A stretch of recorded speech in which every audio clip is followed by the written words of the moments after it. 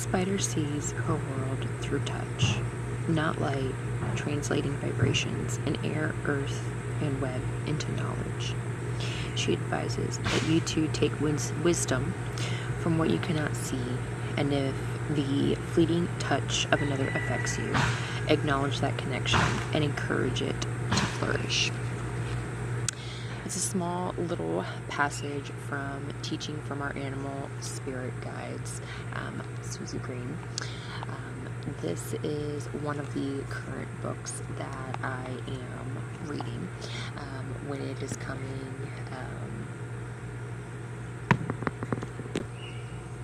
When it comes to my spiritual practice with connecting to the animal spirit on a deeper level. So I'll put that book in the description.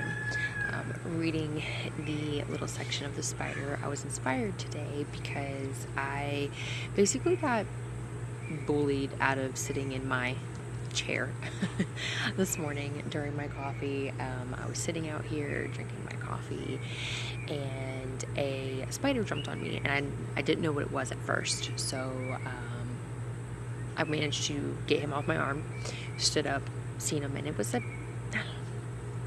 maybe like this big. I don't know why I did that awkwardly, but about a spider about like that big or so. And he kept trying to get on me, and I didn't want to hurt him. So I wind up getting up out of the chair, grabbing the other chair and sitting down. And I had a whole like little conversation with this spider this morning, saying like, yo bro, like, don't jump on me. I don't want to accidentally kill you. Like, you do your spider shit. I'll stay over here in my lane. And just the whole time the spider's just kind of looking at me. You see his little head going up and down, you know, like, I'm telling you, spiders are actually pretty intelligent. But I just thought that was funny that I got bullied out of my chair by a spider. And so I read about the spiders in this book because it has a little section here, like a little like dictionary type, if I can get to the beginning of it. What does it call it in the book? It is, if I can get to it, yeah, dictionary. So, and as you can see, I kind of have some already tabbed in here based upon previous readings and flip-throughs. And yeah, I just thought that was a fun little story, a way to start the day. And yeah, but pulling it back to Tarot Sundays, we are going to use my Nightmare Before Christmas tarot deck. I haven't used this bad boy in quite some time. And we are going to do a mermaid spread today. So I will post what that spread is and what these cards mean. And they are for the spirit of the full moon with the eclipse. I have sitting out here with me where I will be doing this spread, a little energy charged spell that I did for myself here. I'll also post a picture of that for you guys to see, so that energy is kind of rampant and wild. And yeah, I hope that the cards treat us well and safe being, safe witching, I guess is the word I'm looking for. With everything. I know there's lots of mixed reviews on how to treat the full moon when it comes to eclipse season, but ultimately this is your magic, this is your path. Nobody can tell you what's wrong or what's right, so just do what feels right to you and what you believe in, and with always just practice safely. And I apologize for the banging in the background. But yeah, so that's the fun bit for today, and let's get to the tarot.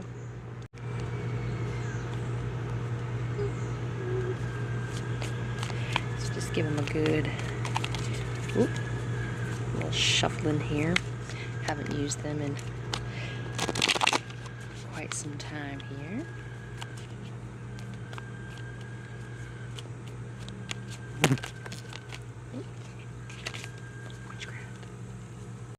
Alrighty, so and first up on our tail is the Sailor. So this is card number 1 at the top, and this is what we got. And so what the Sailor represents in this mermaid spread is kind of like, what negative energies are you feeling? What could be holding you back currently? So again, this is the Sailor. And so with this card in the upright position, I think this is like, has to do with your emotions. So what you need to do is think of what you're feeling currently with your like relationships, personal feelings, and take the time to reflect on those relationships and feelings to see if the situations that you are in are worth it and safe for you and your mental health at the time. Our second card in the tail is in reverse, and this is our sinking. What this is where you are at now, and what to take away from your current situations. And so with present cards with this deck, this is like your ego, your material possessions. And this particular card, in reverse, is kind of the overall theme of gift giving, but this is about yourself. So taking into that self-love aspect of your life, and you want to learn to treat yourself better, do more things for yourself, and to take that energy to move forward and take that positiveness, that came out weird, but yeah, take that positivity, move forward, and learn to love yourself in the process of your change. So our third card in the tail is a major arcana card, so number 3. This is the transition, and we got the Lovers in reverse.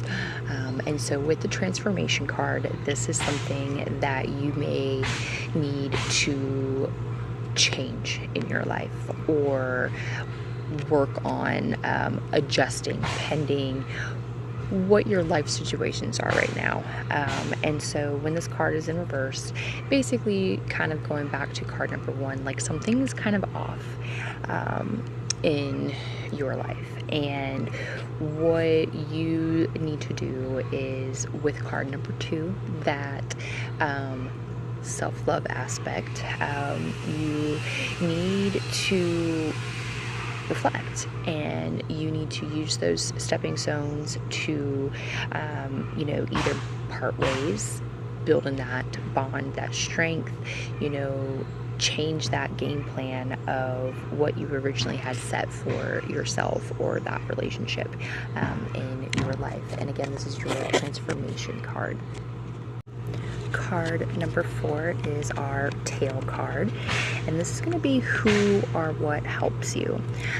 And again, we got another reversed present card, which is like your ego material world. And what this card represents is collaboration. So as you can see, kind of, if you've ever seen this movie, everybody's working together in the movie to fill up with presents.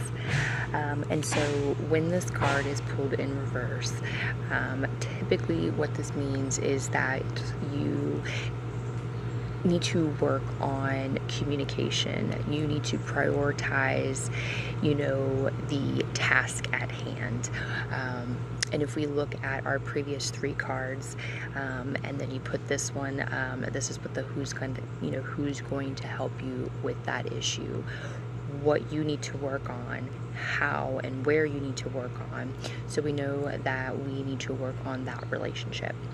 And this card sometimes could be like a personal, like romantic-y type relationship, whether that's with your significant other. This also can be like if you're working on like a group project, if you're in school, or collaborating with your coworkers. You kind of have to step into that role of professionalism, of being kind, courteous, and you need to find out where your imbalance is and be professional about what those outcomes are for that. Alright, so card number 5 is also another present in reversed, and this is what you would call your song card for this pool. And what this card represents is that is where you can draw your strength from, where to find that confidence, that boost. This is kind of the card that is bringing the previous 4 together. And so normally this type of card has to do with your relationship with money.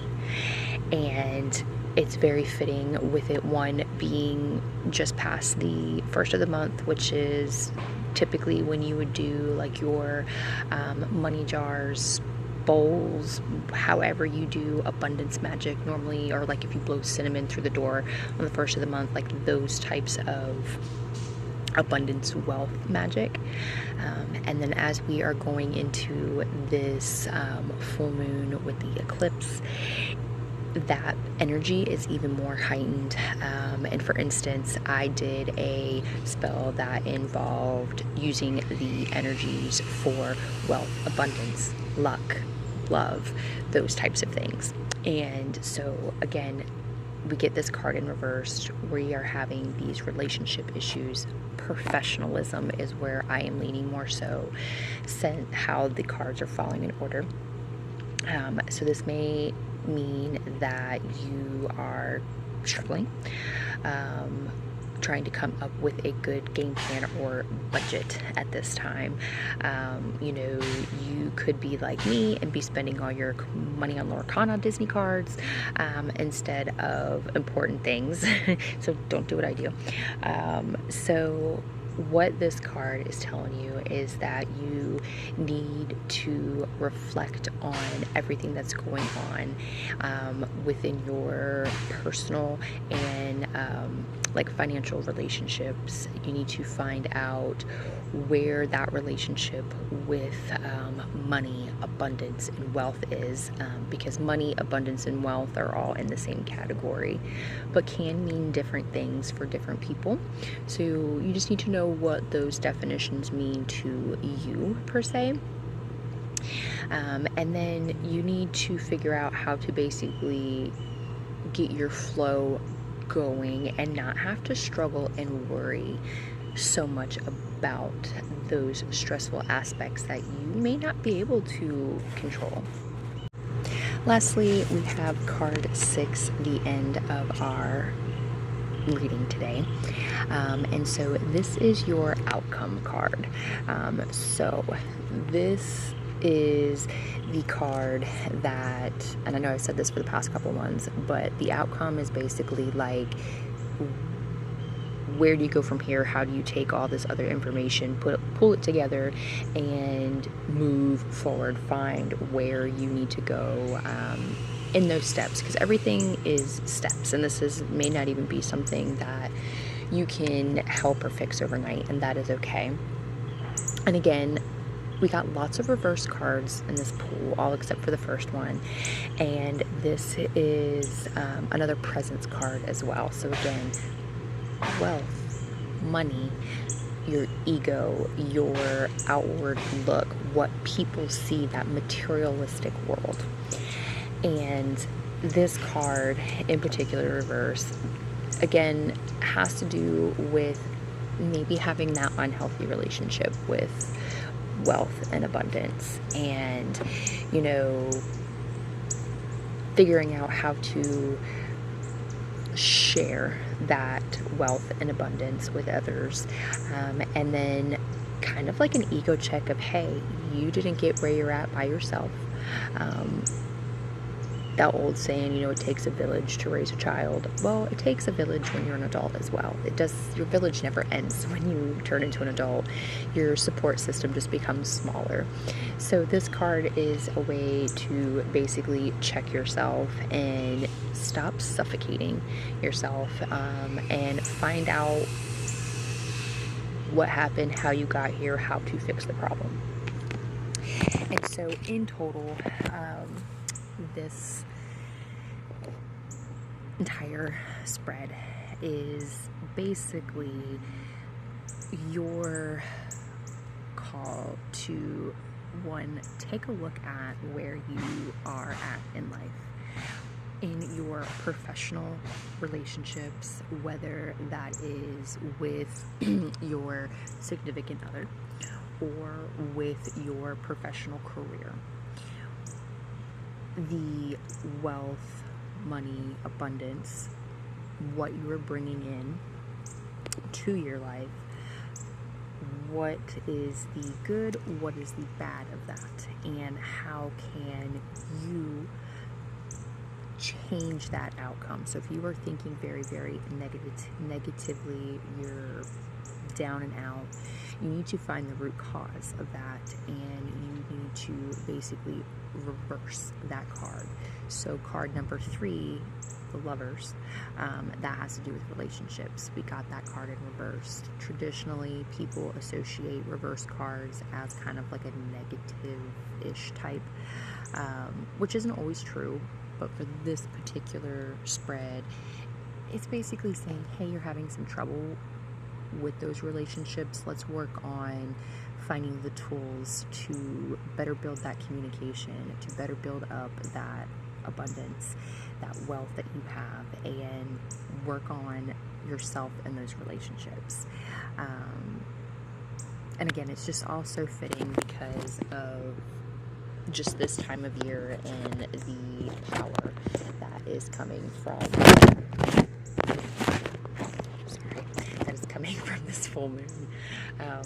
But yeah, in total, I'm pretty pleased with the first time doing this mermaid spread, and I hope that it gives you the insight to look into your shadows and find out what you can work on, what can improve you, because essentially your magic, your wealth, your life is yours, and only you can change and create that life that you want for yourself. So doing spreads like this, and again, this is the first time I did the mermaid spread, so it's really exciting, and the first time I've used this deck in quite some time, but the energy and the power, it's there. But yeah, I just really hope this gives you that inspiration to make that change. And again, it's not going to happen overnight. Make a list, write out what those issues are, and try to work on them one day at a time, baby steps, and just enjoy it, but don't lose yourself in it. And yeah, if you guys have any additional questions, want to talk more about any aspect of this reading, please feel free to reach out. I'm so excited for this, and this is the first actual tarot Sundays in quite some time, so hopefully I can get more in depth with these videos in the future. Until next time, guys.